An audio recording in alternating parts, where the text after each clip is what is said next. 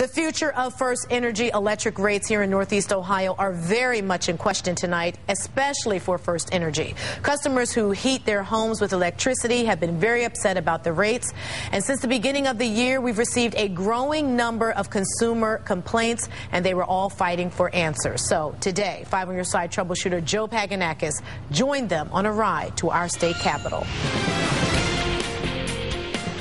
Members of a group called Citizens for Keeping the All-Electric Promise held rally signs at the crack of dawn at the Euclid RTA station.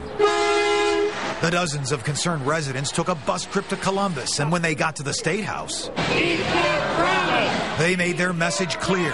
They want First Energy to permanently maintain special electric rates for homes heated with electricity. I personally don't think the consumer should pay for any of this. I personally feel it should be First Energy's shareholders that pay for this. Last summer, the Public Utilities Commission allowed First Energy to phase out special rates for electrically heated homes. But this past winter, it caused electric bills to double and triple in size. We have people calling us crying that they cannot afford their electric bill.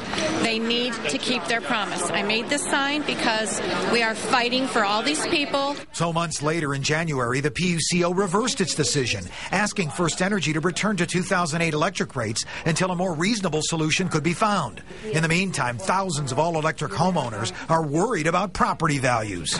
This is totally bogus.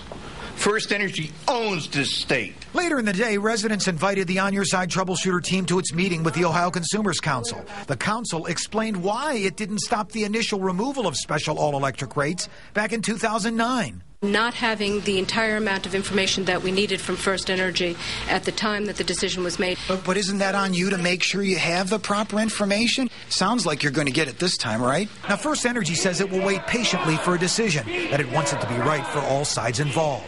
Meanwhile, so far, the PUCO has few answers. Can you guarantee that these all-electric homes will have at least some discount in the end analysis? I can't make any guarantees in terms of what's going to happen in terms of the outcome of the investigation. The Commission wants to ensure that there is a thorough process. Now, PUCO members will continue their heavy research over the next several months. They say that all sides of this issue will be heard, but they can't say if that's going to come in the form of hearings. Meanwhile, the 2008 electric rates for all-electric homes will continue through the winter of 2011. And you can bet that News Channel 5 will follow this issue every step of the way. On Your Side, reporting from Columbus, I'm News Channel 5 troubleshooter Joe Pagonakis. State Senators Tim Grindell and Thomas Patton are hoping to move Senate Bill 236 through the House this summer. The measure will call for First Energy to permanently restore special all-electric home rates.